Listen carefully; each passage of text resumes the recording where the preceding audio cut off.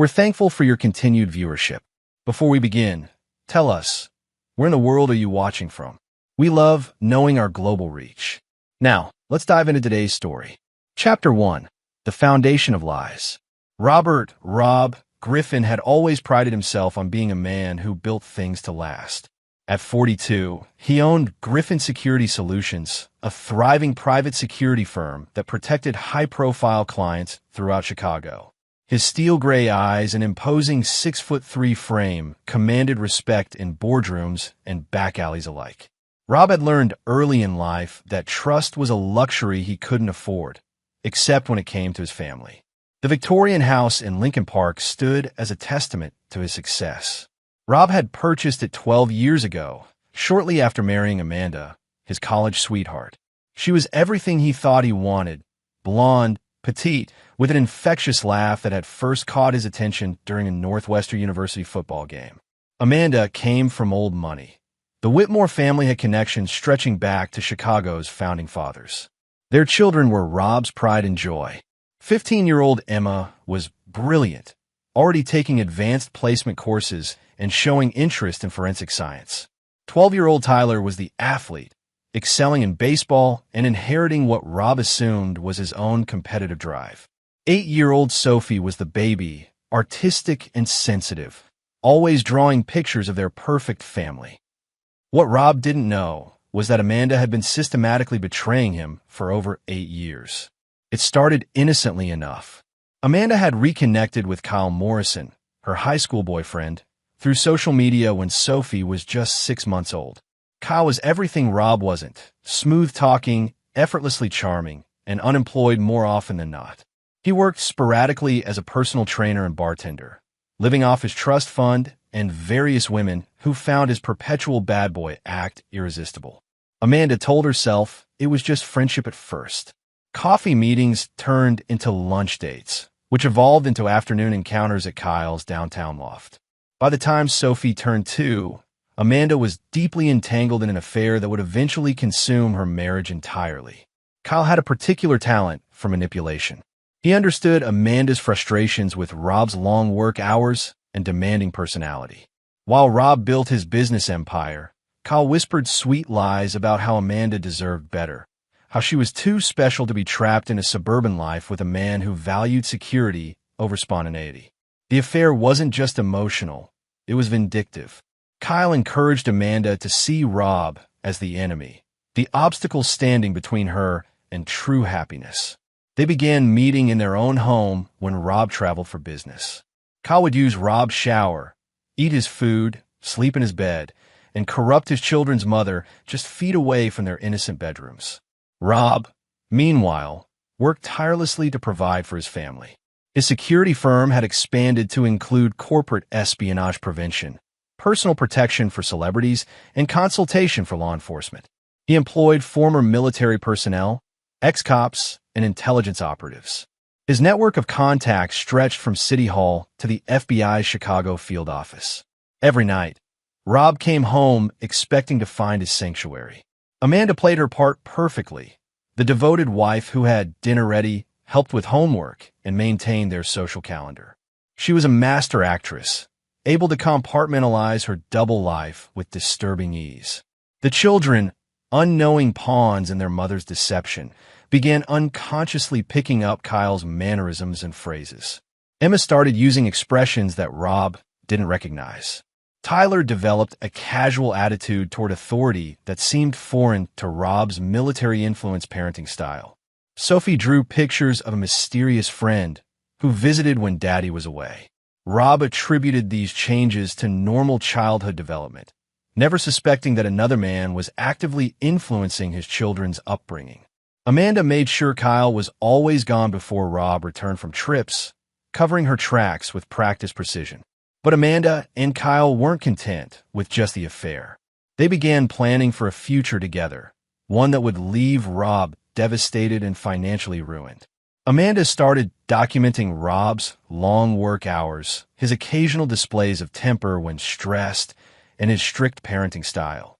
She was building a case for divorce that would paint her as the neglected wife and him as the absent, controlling husband. Kyle pushed for more aggressive moves. He suggested Amanda access Rob's business accounts, gather information about his clients, and create evidence of emotional abuse. Together, they developed a timeline for leaving Rob that would maximize Amanda's financial settlement and ensure she retained primary custody of the children. The irony wasn't lost on Kyle that he was plotting against a man whose profession was literally protecting people from threats like himself. But Rob's expertise in external security made him blind to the enemy already inside his walls. As Emma approached her 16th birthday, Amanda decided it was time to accelerate their plans. She and Kyle began discussing how to reveal the truth in a way that would completely destroy Rob's sense of reality. They wanted more than just a divorce. They wanted to watch him crumble. The idea for the birthday prank came to Kyle during one of their afternoon sessions. He had always been cruel, but this suggestion revealed a level of sadism that even Amanda hadn't fully grasped. Yet she went along with it, too invested in their fantasy future to consider the devastating consequences for everyone involved. They decided to wait for Rob's birthday in April, timing their revelation for maximum psychological impact. The plan was simple but brutal. Let Rob believe he was celebrating another year of his perfect life, then destroy everything he thought he knew about himself and his family. As April approached, Rob noticed Amanda seemed unusually excited about his birthday plans. She insisted on keeping everything a surprise, claiming she wanted to make this birthday extra special. Rob, touched by what he perceived as renewed attention from his wife, looked forward to the celebration with genuine anticipation. He had no idea he was walking into an ambush that would shatter his world and unleash a side of him that Amanda and Kyle couldn't possibly imagine. Chapter 2. The Gathering Storm. The weeks leading up to Rob's birthday were filled with what he later realized were carefully orchestrated moments of deception. Amanda seemed more affectionate than she had been in months, initiating conversations about their future together, making plans for summer vacation. Rob, starved for connection with his wife, eagerly embraced what he thought was a rekindling of their romance. During this time, Kyle Morrison was making himself increasingly comfortable in Rob's life. He had convinced Amanda to introduce him as her old friend who needed a place to stay while apartment hunting. Rob, whose success had made him generous and whose work kept him frequently absent, agreed to let Kyle stay in their guest room for a few weeks. Kyle's presence in the house was a calculated psychological assault. He made subtle comments about Rob's parenting style, questioned his business decisions, and gradually positioned himself as the more understanding, available male figure. The children, particularly Tyler, began seeking Kyle's approval and advice. Emma, now 15 and more perceptive than her younger siblings, sensed something was wrong but couldn't articulate it. She noticed how her mother's behavior changed when Kyle was around. Amanda became giggly and animated in ways that seemed forced. Emma also observed that Kyle had an unsettling way of looking at her mother, like he owned something precious. Rob's business was experiencing significant growth during this period. He had just signed a major contract to provide security consulting for a high-profile corruption investigation involving city officials and organized crime figures. The case required extensive background checks, surveillance operations, and coordination with federal investigators. Ironically, while Rob was helping expose other people's secrets and betrayals, he remained oblivious to the conspiracy unfolding in his own home. His expertise in detecting deception was neutralized by his fundamental trust in Amanda and his assumption that his family was his safe harbor. Kyle, meanwhile, was gathering intelligence on Rob's business operations. He photographed documents left on Rob's home office desk, memorized the names of key clients, and even managed to overhear several sensitive phone conversations. Kyle's plan extended beyond just stealing Rob's wife. He intended to use inside information to damage Rob's professional reputation as well. Amanda provided Kyle with access to Rob's personal files, including tax returns, bank statements, and legal documents. They discovered that Rob's wealth was even more substantial than Amanda had realized.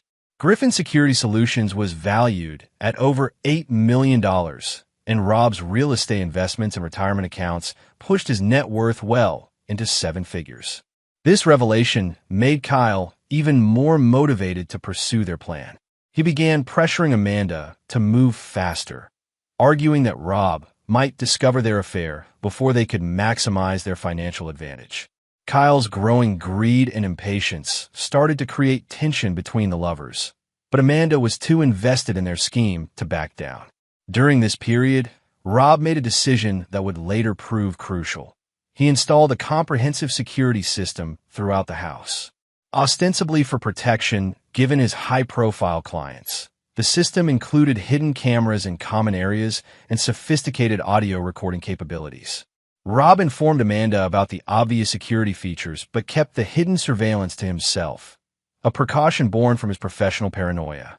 The cameras captured everything: Amanda and Kyle's intimate conversations, their detailed planning sessions, and their mockery of Rob's trusting nature. Kyle's true character was revealed in these recordings as he described increasingly elaborate ways to humiliate and destroy Rob. Amanda, rather than being horrified by Kyle's cruelty, seemed energized by it. Rob's assistant, Patricia Holmes, a sharp-eyed former detective who had worked with Rob for 6 years, began noticing changes in her boss. Rob seemed distracted, asking her to take on more responsibilities while he focused on what he called personal matters. Patricia, whose investigative instincts remained sharp, suspected something was wrong but respected Rob's privacy. Meanwhile, the children were experiencing their own confusion and distress. Emma found herself caught between loyalty to her father and her growing awareness that something fundamental was wrong with their family dynamic. Tyler, influenced by Kyle's casual attitude toward rules and responsibility, began acting out at school and challenging Rob's authority at home. Sophie, the most sensitive of the three, started having nightmares and became clingy with Rob whenever he was home. She couldn't understand why the house felt different when the friend was there, but she instinctively sought comfort from her father during this period of instability. Rob attributed the children's behavioral changes to typical teenage and childhood phases. His demanding work schedule prevented him from spending enough time at home to recognize the deeper patterns of disruption that Kyle's presence was creating. As April approached, Amanda and Kyle finalized their plans for the birthday revelation. They decided to involve the children directly, using them as weapons in their psychological assault. Amanda convinced Emma to help with this special surprise, framing the birthday prank as a harmless joke that would make Daddy laugh. Kyle suggested they record Rob's reaction to the DNA test revelation, planning to use the footage to humiliate him further during divorce proceedings. Amanda agreed, excited by the prospect of having visual proof of Rob's emotional destruction. The final piece of their plan involved timing the revelation for maximum legal and financial advantage. Amanda had already consulted with a divorce attorney, using a false name and paying in cash. She learned exactly how to position herself as the wrong party and how to ensure she received the largest possible settlement. What neither Amanda nor Kyle realized was that Rob had spent decades preparing for betrayal, not from his family, but from business associates, clients, and adversaries. His security protocols, trust verification methods, and contingency planning were second nature. While they plotted against him, Rob was unconsciously employing the same instincts that had made him successful in his professional life. 3 days before his birthday, Rob discovered evidence of financial irregularities in one of his business accounts, small withdrawals that appeared to be unauthorized. His immediate suspicion fell on a recently fired employee, and he began a discreet investigation. This investigation would lead him to review his home security footage, setting the stage for a discovery that would change everything. The birthday trap was set, but Rob Griffin was about to prove that the most dangerous man to cross is one who builds his life on the assumption that everyone is a potential threat. Everyone except the family he trusts completely. Chapter 3. The Revelation. April 15th dawned with Amanda barely containing her nervous excitement. She had spent the morning preparing Rob's special birthday breakfast while Kyle remained strategically absent from the house. The children were in on what they believed was an elaborate surprise that would make their father happy. Emma had been reluctant to participate, but Amanda convinced her it was just a harmless prank. Rob arrived home from his morning workout to find his family gathered in the kitchen, grinning with barely suppressed excitement. The scene looked perfect. His beautiful wife, his 3 children, and an elaborate birthday spread complete with his favorite coffee and homemade pancakes. "Happy birthday, Dad," Sophie squealed, throwing her arms around his waist. Tyler and Emma added their congratulations, and Amanda kissed him with what seemed like genuine affection. The morning proceeded normally as Rob opened presents from the children, a new watch from Emma, a baseball signed by his favorite player from Tyler, and a hand-drawn portrait of the family from Sophie. Amanda saved her gift for last, presenting him with a coffee mug wrapped in elegant paper. "This one's special," Amanda said, her eyes bright with anticipation.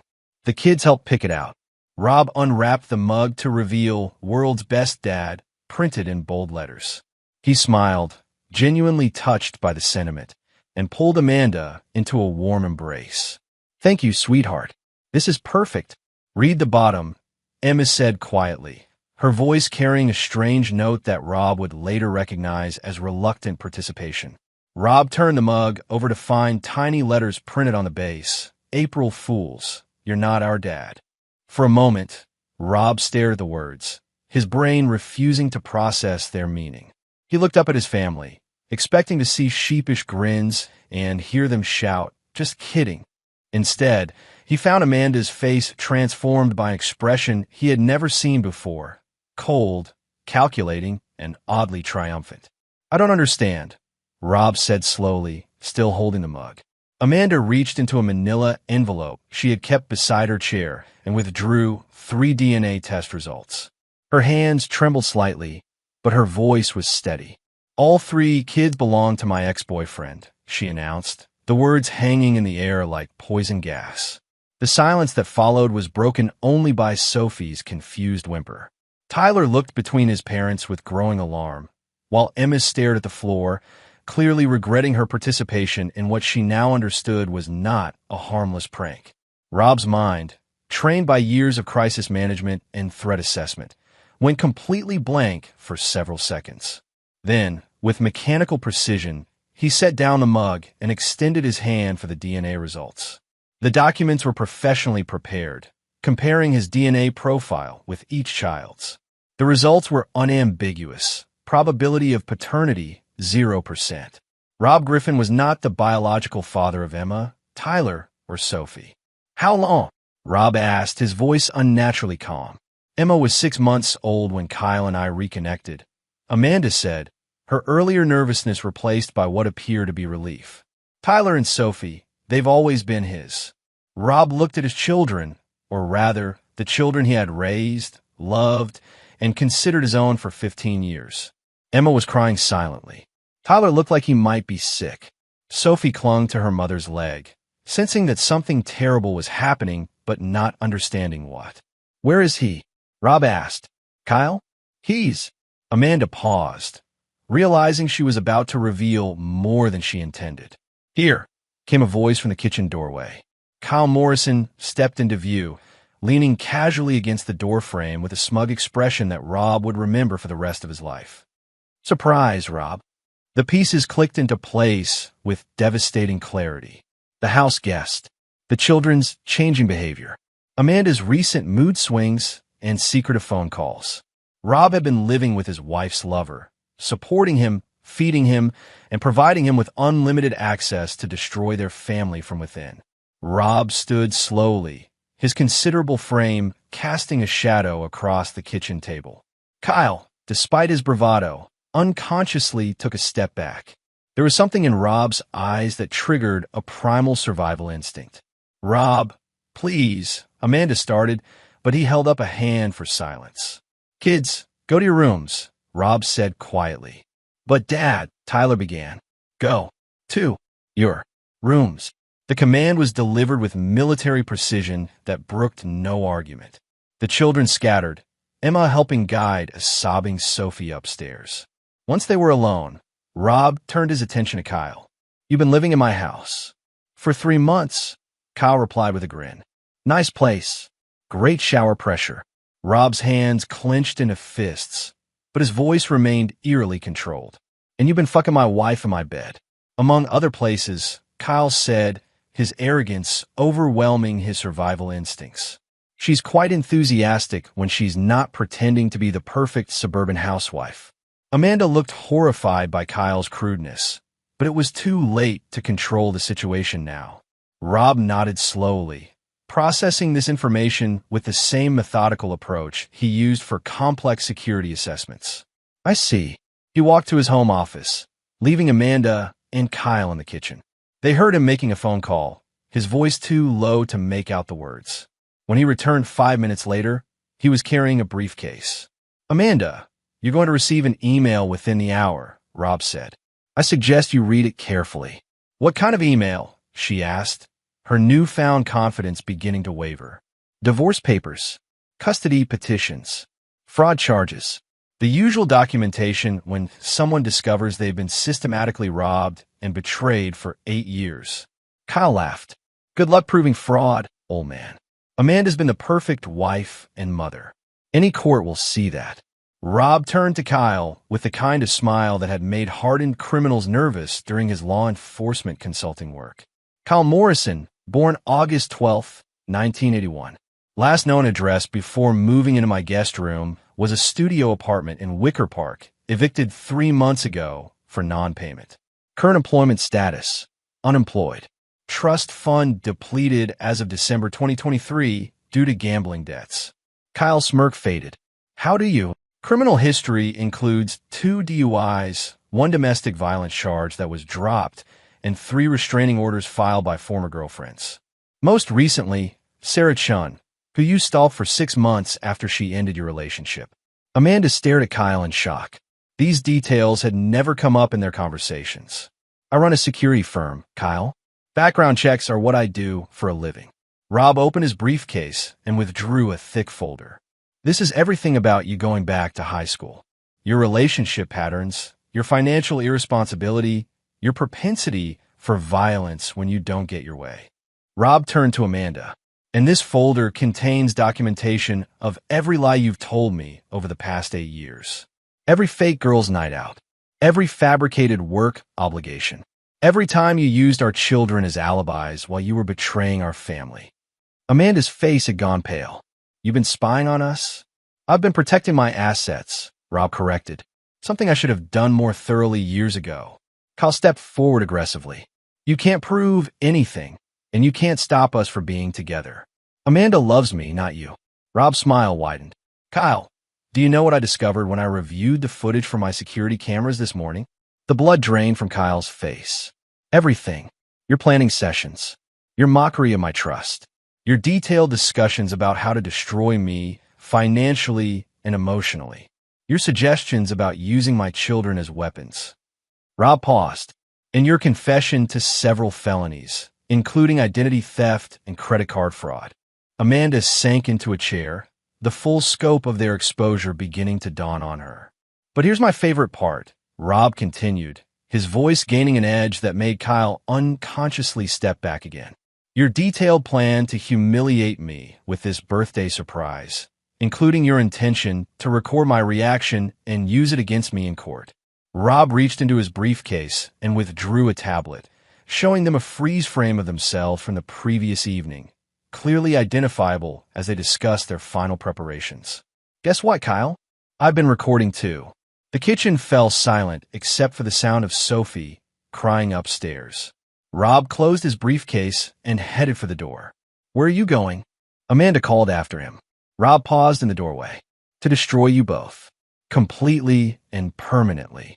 The front door closed behind him with a finality that made Amanda realize she had just awakened something in her husband that she never knew existed, and that Kyle had seriously underestimated the man whose life they had chosen to demolish.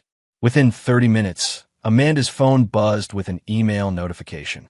The message was from Rob's attorney and contained legal documents that would begin the systematic dismantling of everything she thought she had gained through her betrayal.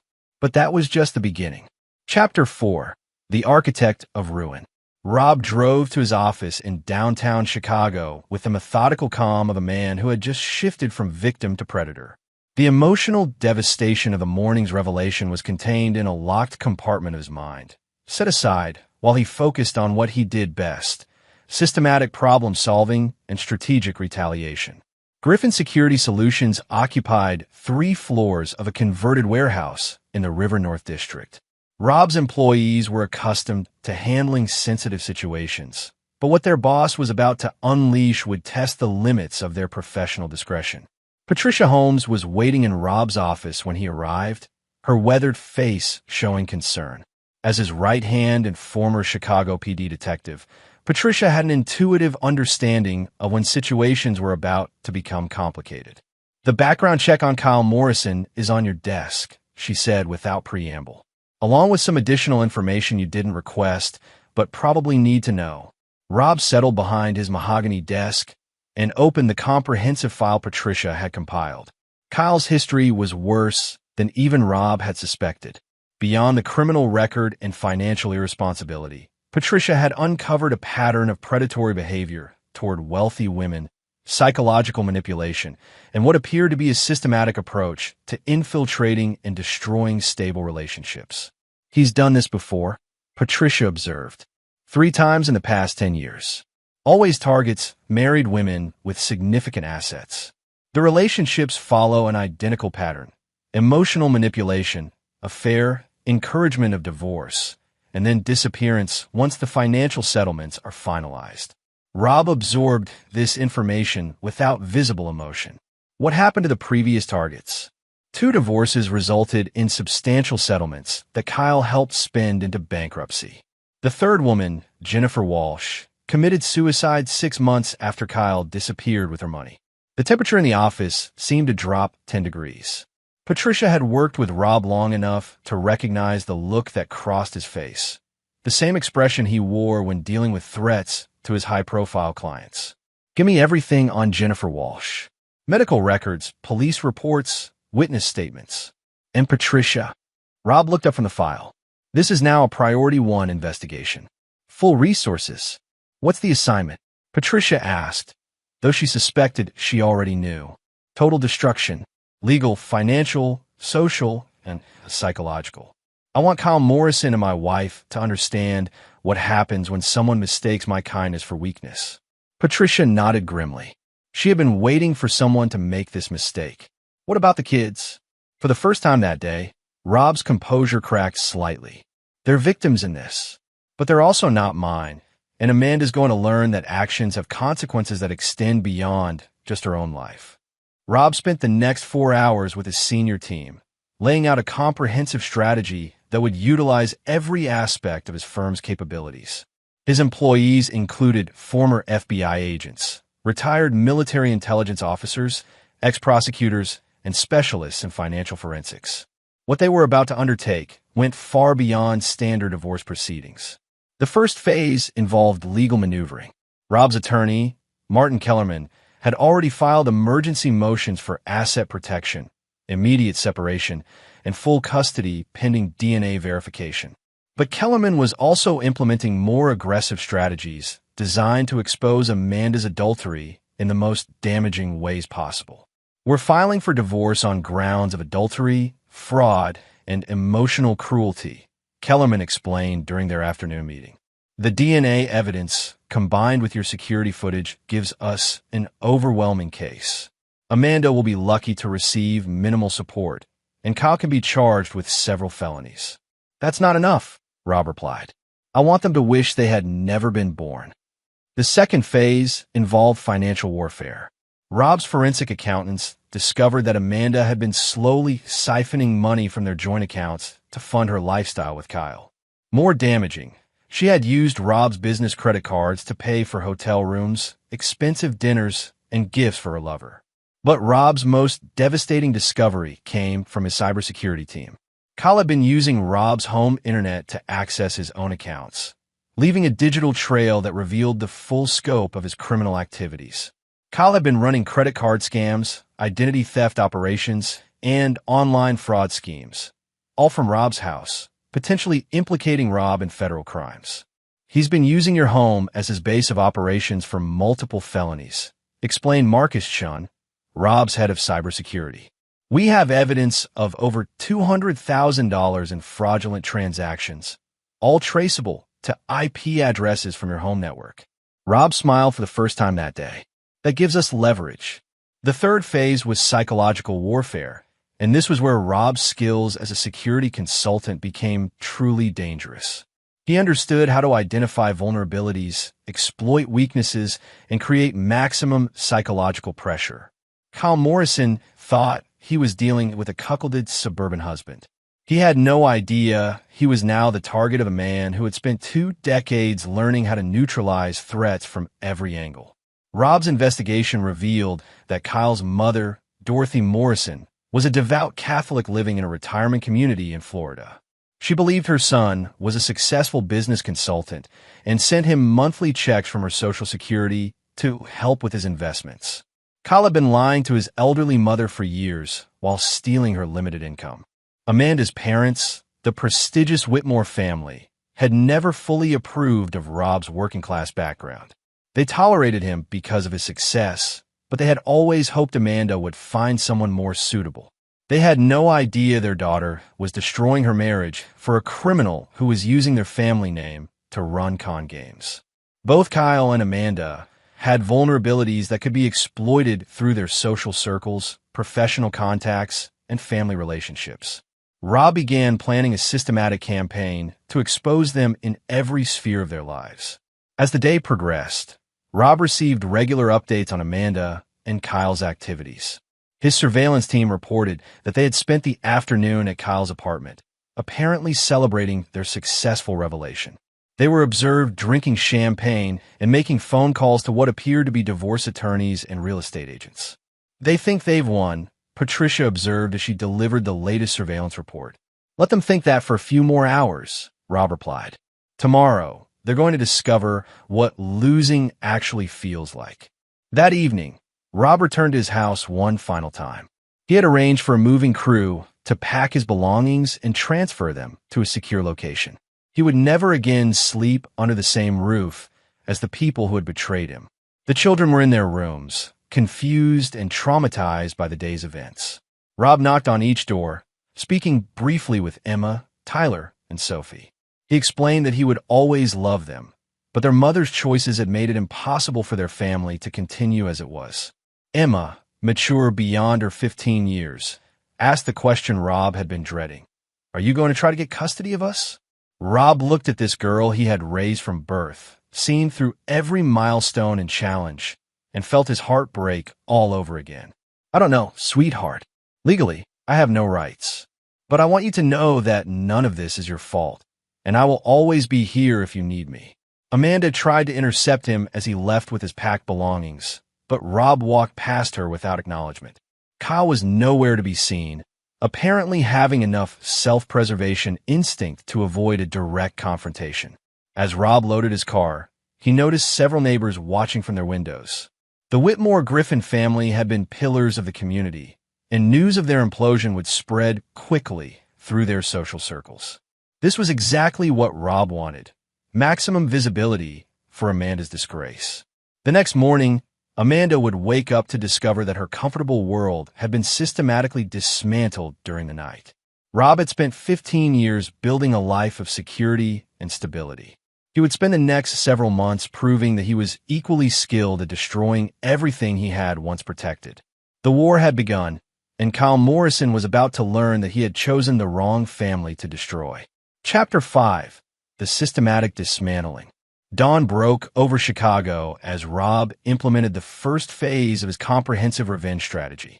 While Amanda and Kyle slept peacefully in what was still technically Rob's house, a series of carefully coordinated actions began to unravel their lives. At 6 a.m., federal agents raided Kyle's previous apartment based on evidence Rob had provided about his cybercrime activities. Kyle's former roommate, unaware that his internet had been used for identity theft and credit card fraud, was arrested along with 2 other men who had been unknowingly involved in Kyle's schemes. Simultaneously, Rob's attorney filed emergency motions with the Cook County Circuit Court. Amanda woke to find sheriff's deputies at her door with court orders freezing all joint bank accounts, credit cards, and investment portfolios. She was also served with a temporary restraining order requiring Kyle to vacate the premises within 24 hours. What the hell is happening? Kyle demanded as he read the legal documents over Amanda's shoulder. Rob, is happening, Amanda replied, her voice shaking as the reality of her situation began to sink in. He's not just divorcing me. He's trying to destroy us. Amanda's first call was to the divorce attorney she had consulted weeks earlier. The lawyer's response was devastating. Mrs. Griffin, given the evidence your husband has presented, my firm cannot represent you. There are clear conflicts of interest, and frankly, your position is legally untenable. 3 other attorneys gave Amanda similar responses. Rob's legal team had been busy since dawn, sharing just enough information with major family law firms to create conflicts of interest that would prevent Amanda from obtaining quality representation. Meanwhile, Kyle discovered that his mother's monthly support checks had been frozen. Dorothy Morrison had received a detailed package from a concerned family friend containing evidence of Kyle's criminal activities, his lies about his career, and photographs of him with multiple women. The elderly woman, heartbroken and humiliated, had immediately contacted her bank to stop all financial support. But Rob's most devastating move targeted Amanda's family directly. The Whitmore family had built their reputation over generations, maintaining an image of respectability that was essential to their social standing and business connections. Rob shattered that image with surgical precision.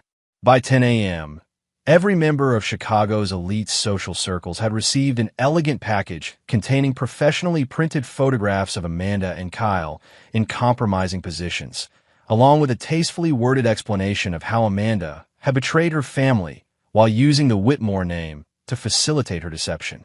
Amanda's father, Reginald Whitmore III, called her within an hour of receiving his package. "How could you do this to our family?" he demanded, his voice filled with more pain than anger. "The Whitmore name has been respected in this city for over a century. You've destroyed that in a single morning." "Daddy, I can explain." "There is no explanation that excuses this behavior, Amanda. You've humiliated your mother, disgraced our family, and betrayed a good man who loved you. Do not contact us again until you've found some way to repair the damage you've caused." The line went dead, severing Amanda's connection to the family wealth and social standing she had always taken for granted. Kyle fared even worse. Rob's investigation had revealed that Kyle was already on probation for his previous DUI conviction. The evidence of his cybercrime activities violated the terms of his probation, triggering an immediate arrest warrant. More damaging, Rob had shared Kyle's criminal history and current activities with Sarah Chun, Kyle's ex-girlfriend who had filed a restraining order against him. Sarah was now a prosecutor with the Cook County State's Attorney's Office, and she was very interested in finally building a case that would put Kyle behind bars. By noon, Kyle's photograph was circulating through Chicago's law enforcement network as a person of interest in multiple ongoing investigations. Every bar, gym, and social venue where Kyle had worked or spent time received visits from police officers asking questions about his activities and associates. Amanda tried to reach out to her friends for support, but discovered that Rob's morning package distribution had been thorough. Her closest friends were treating her like a social pariah, unwilling to risk their own reputations by associating with someone who had become the subject of scandalous gossip. The children, caught in the middle of this warfare, were experiencing their own trauma. Emma came home from school to find classmates whispering about her family's drama. Tyler was kicked off his baseball team when his coach decided the family situation was too much of a distraction.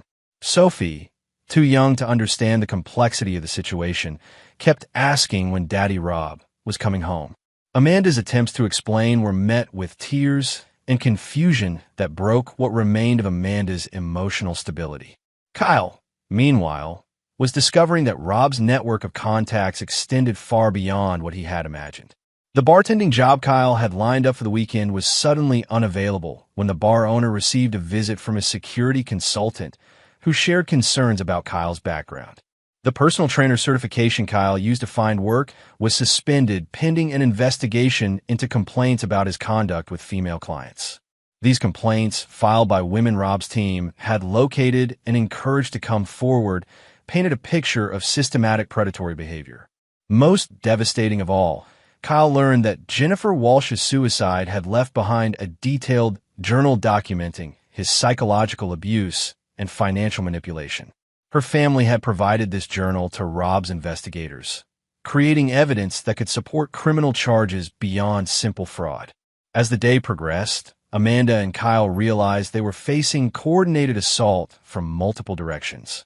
Legal, financial, social, and psychological pressure was being applied simultaneously, creating a sense of helplessness that neither had experienced before. "We need to leave Chicago," Kyle told Amanda as they sat in her kitchen, surrounded by legal documents and facing an uncertain future. "Start over somewhere else." "With what money?" Amanda replied bitterly. "Rob has frozen everything. I can't even access my own checking account." "Then we'll figure something out. People bounce back from stuff like this all the time." Amanda looked at Kyle with growing clarity. For the first time, she was seeing him without the romantic filter that had clouded her judgment for years. He was a weak, selfish man who had led her into a disaster that was destroying everything she had built over 15 years of marriage. "This is your fault," she said quietly. "The DNA tests, the recording, the public humiliation, that was all your idea." Kyle's response revealed his true character. "You're the one who chose to cheat, Amanda. I just gave you the opportunity." As evening approached, Rob received status reports from all fronts of his campaign. Phase 1 had been executed flawlessly. Amanda was isolated. Kyle was facing multiple legal troubles, and their relationship was beginning to fracture under pressure. But Rob was just getting started. Phase 2 would target their ability to rebuild their lives anywhere, ensuring that their betrayal would follow them wherever they try to run. Patricia knocked on Rob's office door as he reviewed the day's accomplishments. "Kyle Morrison just contacted a bail bondsman. Looks like he's expecting to be arrested soon." Rob smiled grimly. "He's smarter than I thought, but not smart enough." Phase 2 would begin tomorrow, and by the end of the week, Amanda and Kyle would understand that crossing Rob Griffin had been the worst decision of their lives. Chapter 6: The Tightening Noose. 3 days after the birthday revelation, Amanda sat in a cramped studio apartment in Uptown, the only place she could afford with her frozen assets and destroyed reputation. Kyle had been arrested the previous evening on federal cybercrime charges, and Amanda was finally grasping the full scope of Rob's methodical destruction of their lives. The arrest had been particularly humiliating. Federal agents had waited until Kyle was leaving his favorite bar, where he had been loudly complaining to anyone who would listen about Rob's vindictive behavior. The arrest was conducted in full view of Kyle's social circle, ensuring maximum publicity for his downfall. Amanda's temporary attorney, a recent law school graduate who was the only lawyer willing to take her case, delivered devastating news during their morning meeting. "Mrs. Griffin, your husband's evidence is overwhelming," the young lawyer explained. "The DNA tests, the surveillance footage, the financial records, there's no defense strategy that could minimize your liability. Your best option is to accept whatever settlement offer he makes."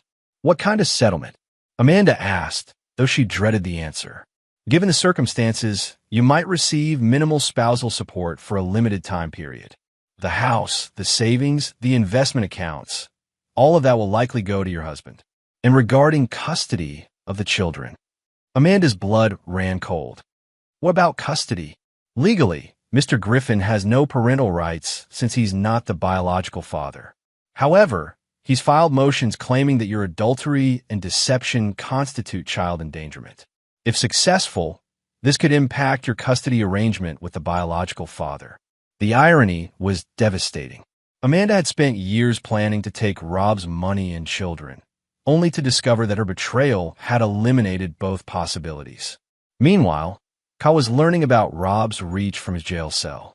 His cellmate, a career criminal named Marcus Williams, had an interesting story to share. "You picked the wrong guy to screw with," Marcus told Kyle during their first night together.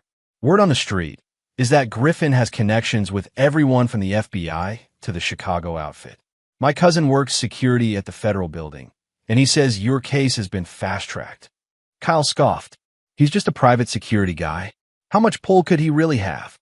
Marcus laughed. You really don't know who you're dealing with, do you? Griffin Security Solutions handles protection for half the judges in this city, corporate investigations for major law firms, and consultation work for federal agencies.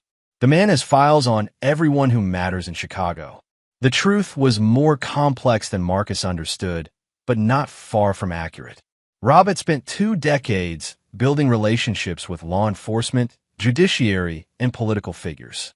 His firm's reputation for discretion and effectiveness had made him invaluable to powerful people who occasionally needed sensitive problems resolved.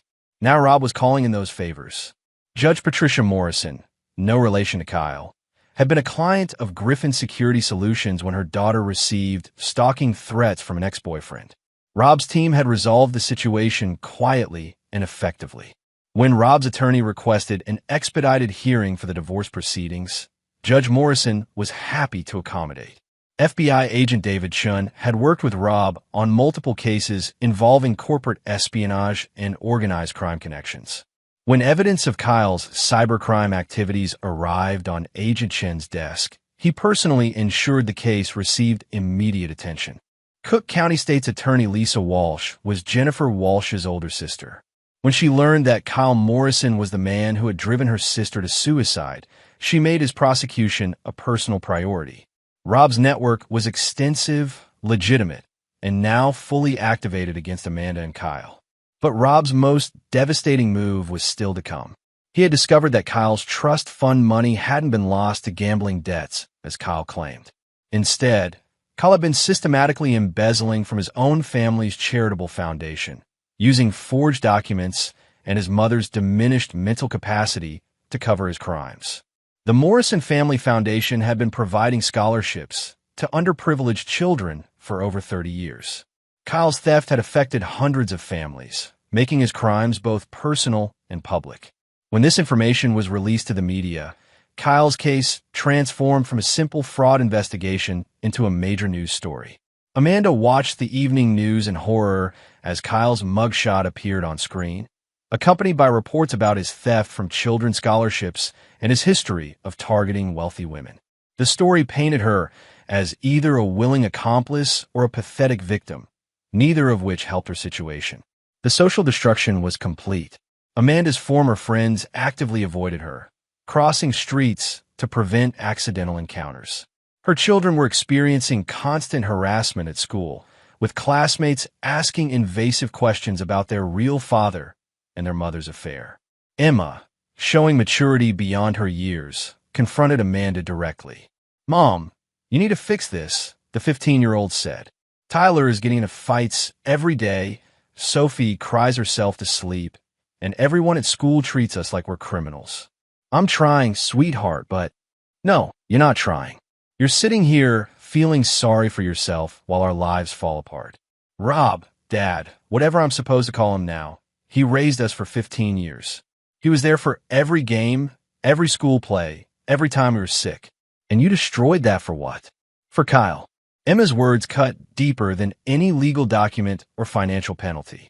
Amanda was confronting the reality that her choices had devastated not just her marriage, but her children's entire sense of identity and security. Kyle, meanwhile, was discovering that jail was just the beginning of his problems.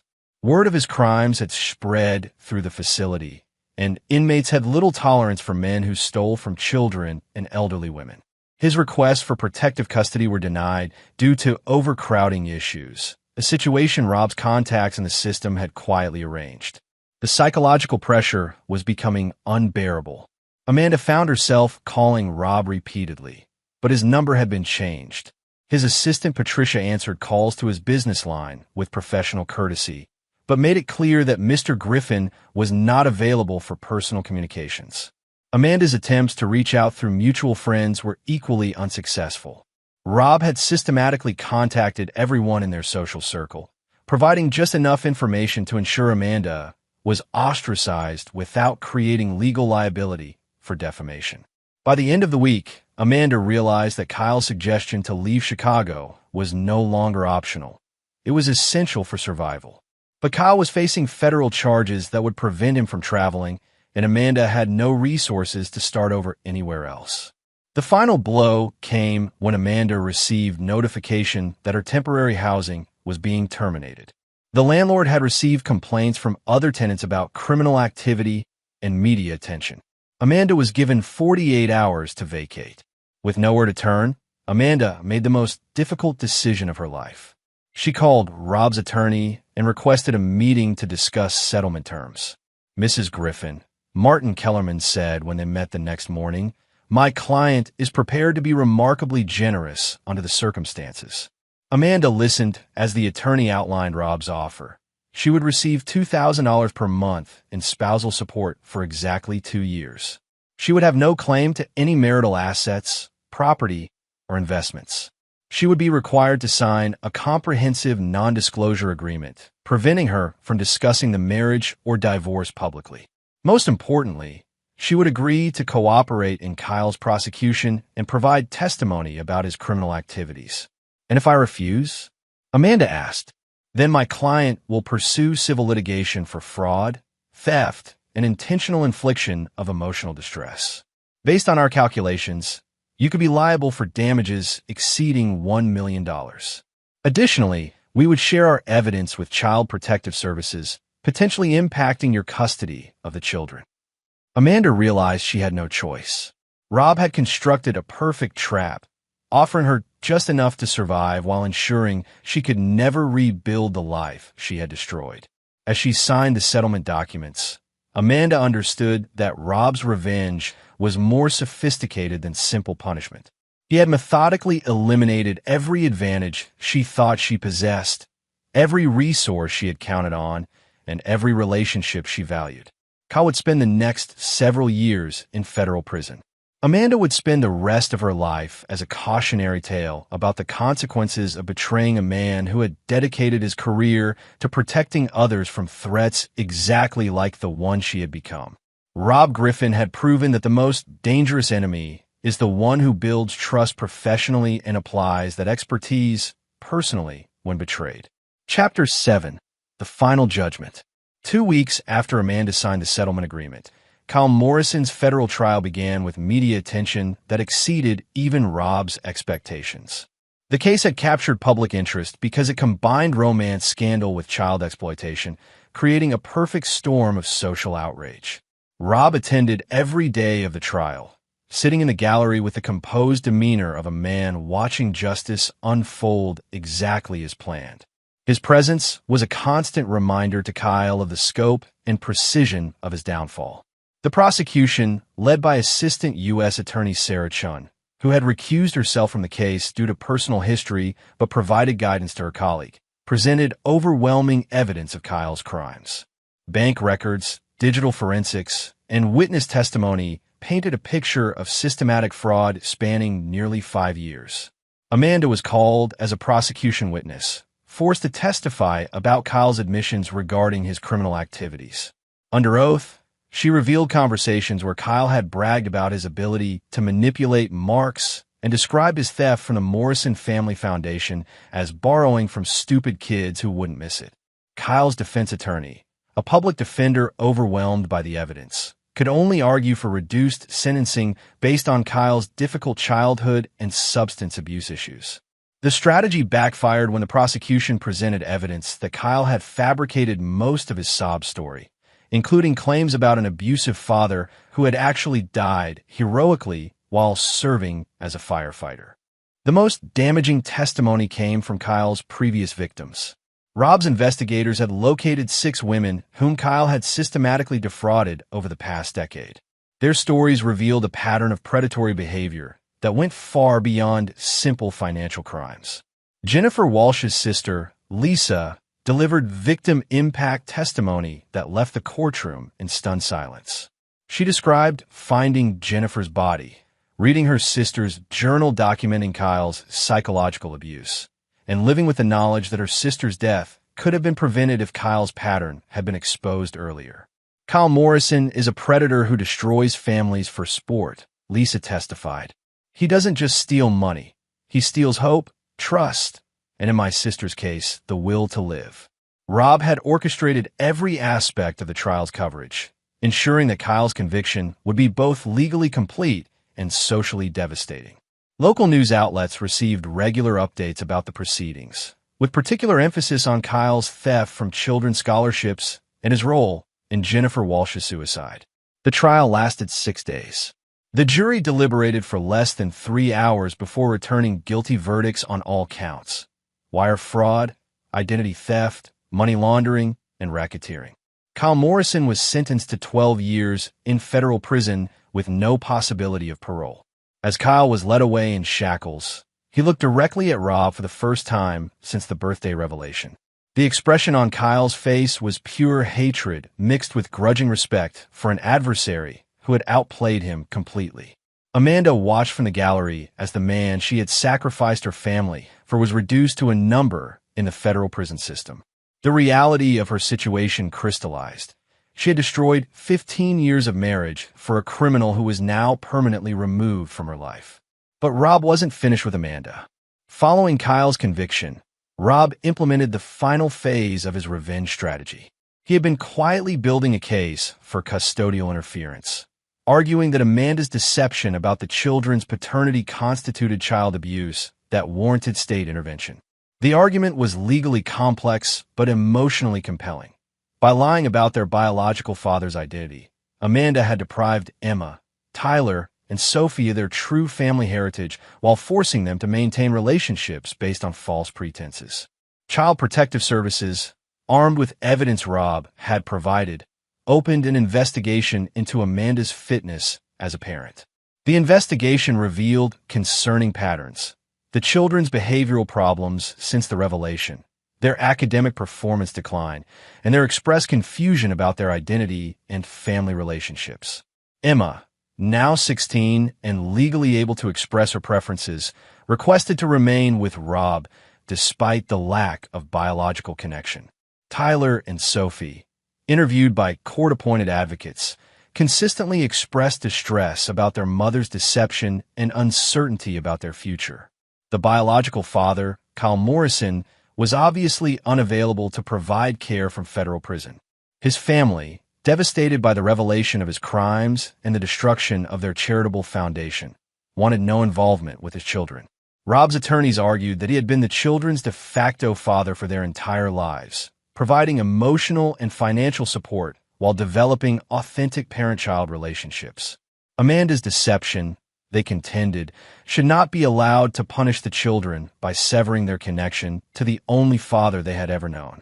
The custody hearing was unlike anything Amanda had experienced during the divorce proceedings. Instead of facing Rob's legal team, she was confronting child welfare advocates, family court psychologists, and her own children's expressed preferences. Emma testified on her own behalf, requesting continued contact with Rob while expressing anger toward her mother for lying about everything that mattered. Tyler, now 13 and deeply confused about his identity, told the court he wanted to maintain relationships with both Rob and Amanda, but needed time to understand who he really was. Sophie, too young for formal testimony, was interviewed by child psychologists who reported that she consistently referred to Rob as Daddy and expressed anxiety about living with Amanda without understanding why. The court's decision was unprecedented but legally sound. While Rob had no biological claim to the children, his role as their primary father figure for 15 years created a compelling interest in maintaining those relationships. Amanda would retain legal custody, but Rob was granted extensive visitation rights and shared decision-making authority for major life decisions.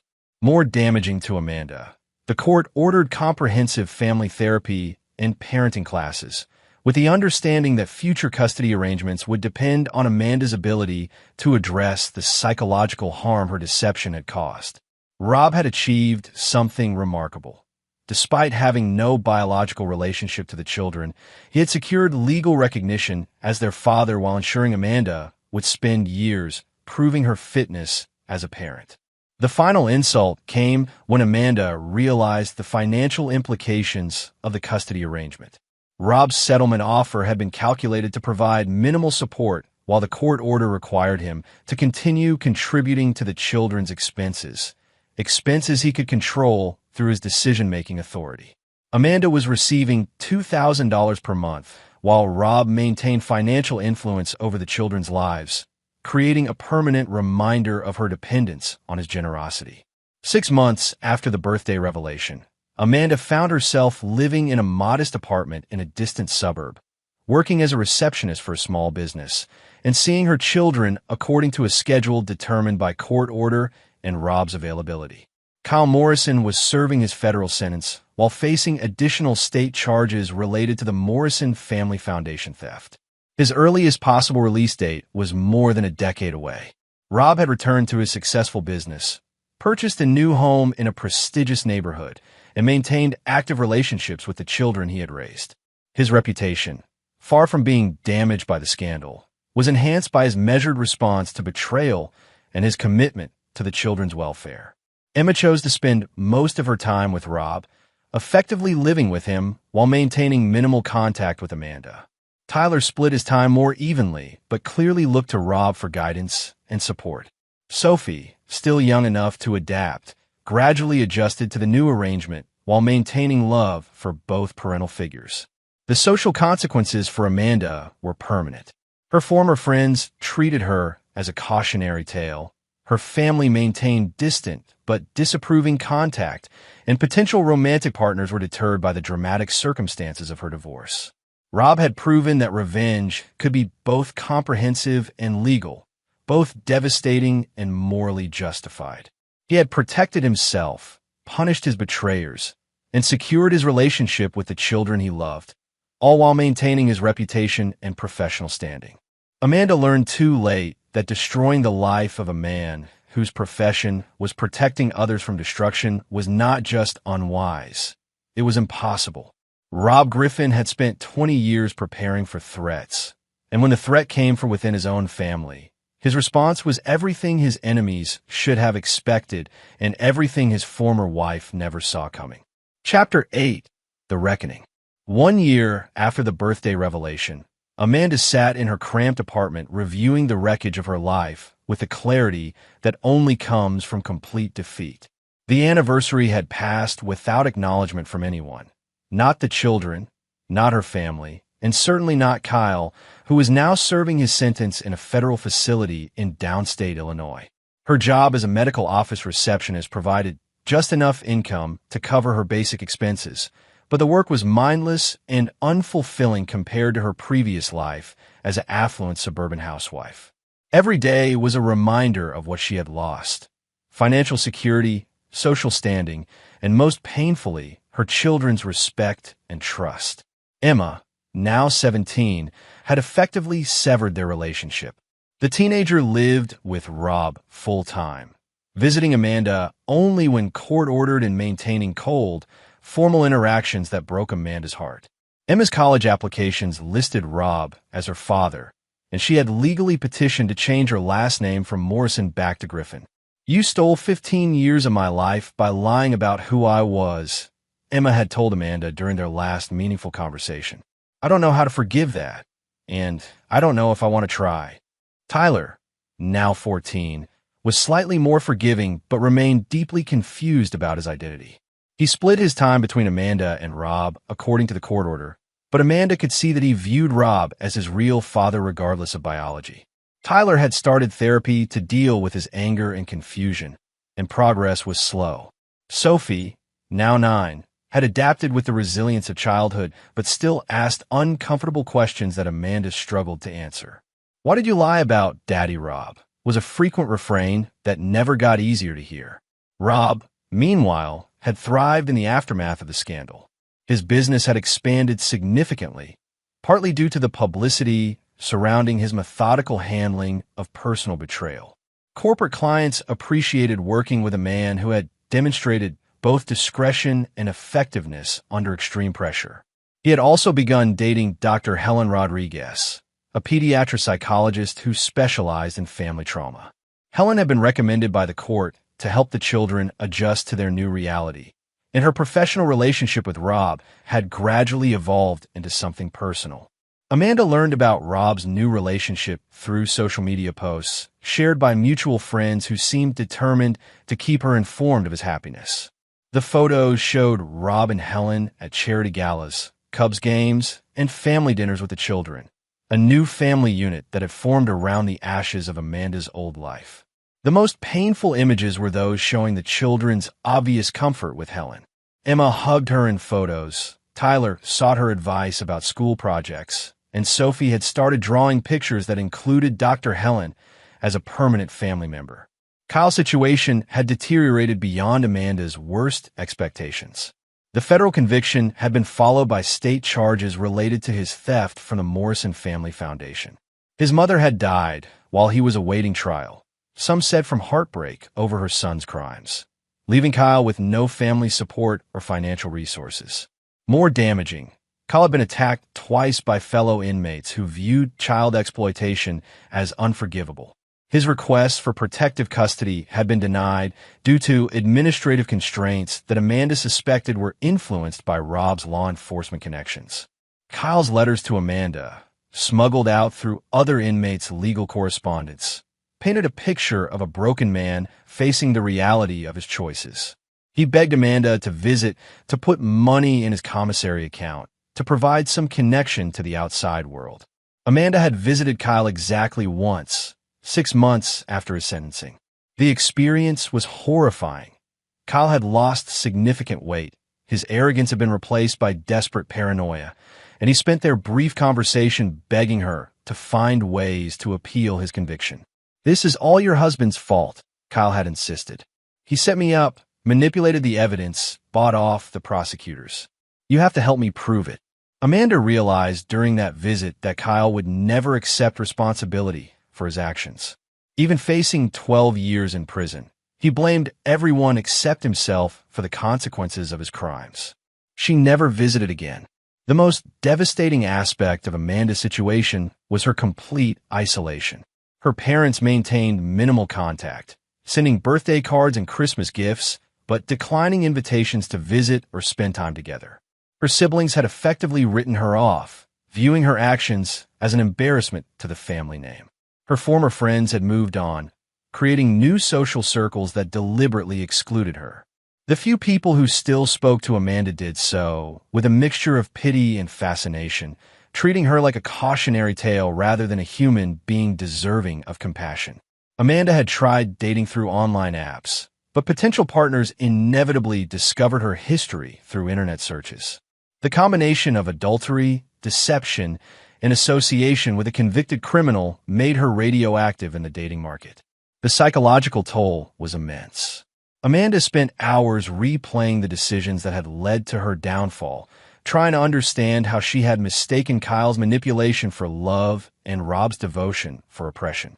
Therapy helped somewhat, but progress was slow when every day brought fresh reminders of her losses. The children's academic and social success under Rob's guidance was particularly painful. Emma had been accepted to Northwestern University with Rob's support and encouragement. Tyler was excelling in baseball and had started showing interest in his father's security business. Sophie was thriving in her new school and had made friends who knew nothing about the family's complicated history. Amanda realized that her children were better off without her constant presence. This recognition was both liberating and devastating. She had sacrificed everything for an affair that had ultimately proven worthless, while the family she had abandoned was flourishing in her absence. The legal system continued to favor Rob's position. When Amanda requested modifications to the visitation schedule or custody arrangement, the courts consistently ruled in favor of maintaining stability for the children. Rob's documentation of every interaction, every missed visit, and every instance of the children's expressed preferences created an unassailable record. Amanda's attorney, her third since the divorce, had been blunt about her prospects. "Mrs. Morrison, you have no leverage in this situation. Mr. Griffin holds all the cards legally, financially, and emotionally. My advice is to focus on rebuilding your relationship with your children slowly and accepting that your previous life is never coming back." On the first anniversary of the birthday revelation, Amanda received an unexpected package. Inside was a photo album containing pictures from the children's first year under the new arrangement. The images showed school plays, birthday parties, family vacations, and everyday moments of happiness. A note from Rob was included. Amanda, I wanted you to see that the children are thriving. They ask about you often, and I encourage them to maintain contact when they're ready. I hope you're finding peace with your new life. Rob. The gesture was simultaneously kind and cruel, showing Amanda everything she had lost while demonstrating Rob's complete victory over their conflict. He was secure enough in his position to offer occasional generosity, while she remained dependent on his goodwill for any meaningful relationship with her children. Amanda understood that this was her life now, permanently diminished, socially isolated, and financially struggling. While watching from a distance, as the family she had destroyed rebuilt itself around her absence. Rob Griffin had proven that some betrayals carry consequences that extend far beyond legal proceedings or financial settlements. He had created a situation where Amanda would spend the rest of her life paying for her choices, while he and the children moved forward into a future that no longer included her in any meaningful way.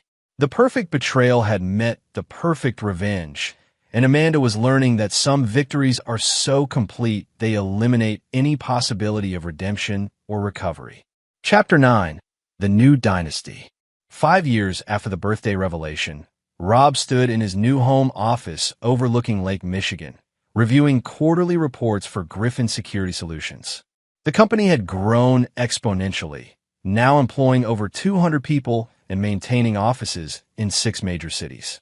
His reputation for handling sensitive situations with ruthless efficiency had made him the go-to consultant for high-profile individuals facing complex security threats. The wall behind his desk displayed framed photographs that told the story of his reconstructed life. Emma graduating as valedictorian from Northwestern, Tyler accepting a baseball scholarship to the University of Illinois, Sophie performing in her school's theater production. Interspersed among these were images of family vacations, holiday celebrations, and quiet moments that captured the genuine happiness Rob had built from the ashes of his former marriage. At 47, Rob had aged well. The stress lines from the betrayal years had been replaced by the confident bearing of a man who had faced his worst nightmare and emerged stronger. His relationship with Helen had evolved into a partnership that combined professional respect with genuine affection. They had married 18 months earlier in a ceremony attended by the children, selected friends, and colleagues who had supported Rob through his darkest period. Helen, now 39, had brought her own strength to their relationship. As a pediatric psychologist, she understood the complexities of blended families and had helped the children navigate their conflicted feelings about their unconventional situation. Her presence had provided stability and emotional intelligence that complemented Rob's protective instincts. The children had adapted remarkably well to their new reality. Emma, now 22, worked as a forensic analyst for the FBI's Chicago field office, a career choice clearly influenced by her adoptive father's work. She maintained minimal contact with Amanda, sending obligatory birthday and Christmas cards, but declining invitations for extended visits. Tyler, 18 and about to start college, had legally changed his name to Tyler Griffin and asked Rob to adopt him formally.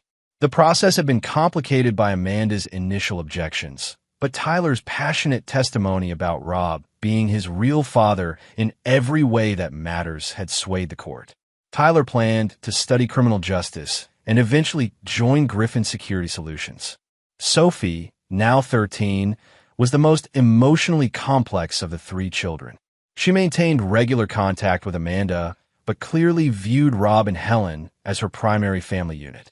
Sophie's adjustment had been carefully managed through therapy and consistent support, allowing her to maintain relationships with both sides of her fractured family. Amanda's life had stabilized at a level far below her previous circumstances, but adequate for basic survival.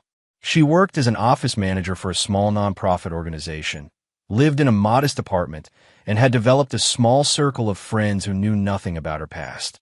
Her contact with the children had settled into a predictable pattern. Occasional phone calls, supervised visits during school breaks, and formal events like graduations where her presence was tolerated but not celebrated. Kyle Morrison had served 3 years of his federal sentence when he was found dead in his cell, the victim of what prison officials described as suicide, but other inmates claimed was murder. Kyle's death had briefly reopened media attention on the case, but public interest quickly faded. Amanda attended his funeral alone, joined only by Kyle's elderly aunt who remained unaware of the full scope of his crimes. Kyle's death had eliminated any possibility of future complications regarding the children's paternity. While Amanda remained their legal mother, Kyle's criminal history and violent end had erased any romantic notions about their true father that the children might have entertained. Rob's business success had created opportunities for strategic philanthropy that helped repair the damage caused by the scandal. Griffin Security Solutions established a scholarship fund for children of single mothers, partnered with domestic violence prevention organizations, and provided pro bono security services for at-risk families. The Morrison Family Foundation, decimated by Kyle's theft, had been reconstituted with Rob's financial support and oversight. The foundation now provided scholarships specifically for children from broken homes, turning Kyle's crimes into a source of genuine help for vulnerable families. Rob's relationship with Amanda had evolved into cold but functional civility. They communicated primarily through Helen, who served as an unofficial mediator for issues involving the children. Amanda had learned to accept Rob's complete victory with grudging respect for his strategic brilliance. During their last direct conversation at Emma's college graduation, Amanda had finally acknowledged the scope of her defeat. "You destroyed me completely," she had told Rob during a brief, private moment. "You destroyed yourself," Rob had replied. "I just made sure you understood the consequences." "Do you ever regret how far you went?" Amanda had asked. Rob had considered the question seriously before answering. "I regret that it was necessary, but I don't regret protecting my children from the chaos you and Kyle created." The conversation had ended there, with both participants understanding that their conflict was permanently resolved in Rob's favor. Rob's success had attracted attention from former military colleagues and law enforcement officials who recognized his unique combination of strategic thinking and operational effectiveness. He had been quietly recruited to consult on national security matters, providing his expertise to government agencies facing complex threats. This work remained classified, but Helen understood that Rob's influence extended far beyond corporate security. He had become part of an informal network of specialists who protected American interests from sophisticated adversaries, a natural evolution of his talent for neutralizing threats. The children's success provided Rob with his greatest satisfaction. Emma's work with the FBI had led to several high-profile arrests, establishing her as a rising star in federal law enforcement. Tyler's athletic and academic achievements had earned him opportunities that would have been impossible in his previous environment. Sophie's artistic talents were flourishing under Helen's encouragement and Rob's support. Rob had created more than just a new family. He had built a dynasty. The Griffin name now represented success, integrity, and the kind of principled strength that attracted respect from peers and adversaries alike. His business empire provided financial security for multiple generations, while his children were positioned to continue his legacy in their chosen fields. Amanda's betrayal, intended to destroy Rob's life, had instead catalyzed his transformation into something far more powerful than he had been as a suburban family man. The experience had stripped away his naive trust while preserving his capacity for love and loyalty toward those who deserved it. On quiet evenings, Rob sometimes reflected on the path that had brought him to this point. The birthday revelation had been intended as his destruction, but it had instead revealed capabilities and connections he never knew he possessed. Amanda and Kyle had awakened a sleeping giant, and their complete destruction had been the inevitable result. Rob Griffin had learned that the most effective revenge is not just punishment, it's transformation. He had taken his enemy's attempt to destroy him and used it as fuel for building something greater than what they had tried to tear down. Amanda lived with the daily knowledge that her betrayal had not just cost her everything she valued. It had made her former husband immeasurably stronger, more successful, and happier than he had ever been with her. Kyle Morrison was dead, unmourned and unremembered, except as a cautionary tale about the consequences of underestimating the wrong man. And Rob Griffin stood at the center of a new empire, surrounded by people who loved and respected him, having proven that some men respond to betrayal not with weakness, but with the kind of ruthless strength that rebuilds the world according to their own vision. The perfect betrayal had indeed met the perfect revenge, and the revenge had won so completely that even the memory of the original conflict was fading into irrelevance. Rob had not just survived Amanda's attempt to destroy him. He had used her betrayal as the foundation for creating something infinitely better than what she had tried to take away. In the end, Amanda and Kyle had given Rob the greatest gift possible. They had shown him exactly how strong he could become when everything he thought he could trust was stripped away. And Rob Griffin had proven that a man who builds his life on the assumption that everyone is a potential threat is very difficult to surprise and impossible to defeat. Epilogue. 10 years after the birthday revelation, Amanda received a wedding invitation in her modest apartment. Emma Griffin was marrying a fellow FBI agent, and the ceremony would be held at Rob's lakefront estate. Amanda was invited as a courtesy, with the understanding that her attendance was optional and her role would be minimal. She sat in the back row during the ceremony, watching her eldest daughter marry a man who clearly adored her, in a setting that represented everything Amanda had lost. Rob walked Emma down the aisle, his pride evident as he fulfilled the role that biology said belonged to someone else, but circumstances had awarded to him. Helen stood beside Tyler and Sophie in the front row, the four of them representing the family unit that had risen from the ashes of Amanda's destructive choices. During the reception, Amanda observed the celebration from the periphery, noting how happy and successful her children had become under Rob's guidance. The contrast with her own diminished circumstances was painful but undeniable. As the evening concluded, Rob approached Amanda's table. After 10 years, he looked distinguished and confident, wearing success with the ease of a man who had earned everything he possessed. "Thank you for coming," he said formally. "It meant something to Emma to have you here." Amanda nodded, understanding that this moment represented the final closure of their conflict. Rob had won so completely that he could afford to be gracious to the woman who had once tried to destroy him. "She's beautiful," Amanda said, looking toward Emma as she danced with her new husband.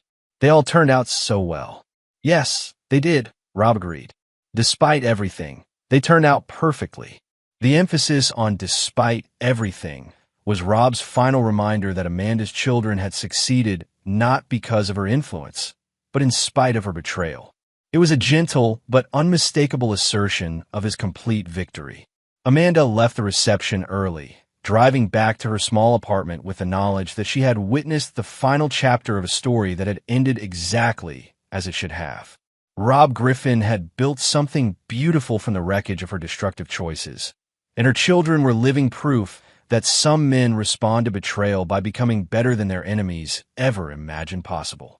The perfect betrayal had met the perfect revenge, and 10 years later, the revenge continued to pay dividends in the form of love, success, and the kind of happiness that can only be earned through surviving the worst that life can offer.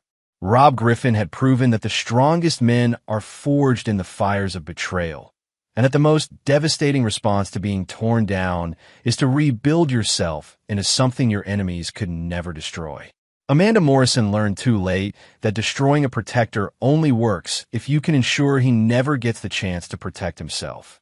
She had awakened something in Rob Griffin that she never knew existed and spent the rest of her life paying the price for her miscalculation.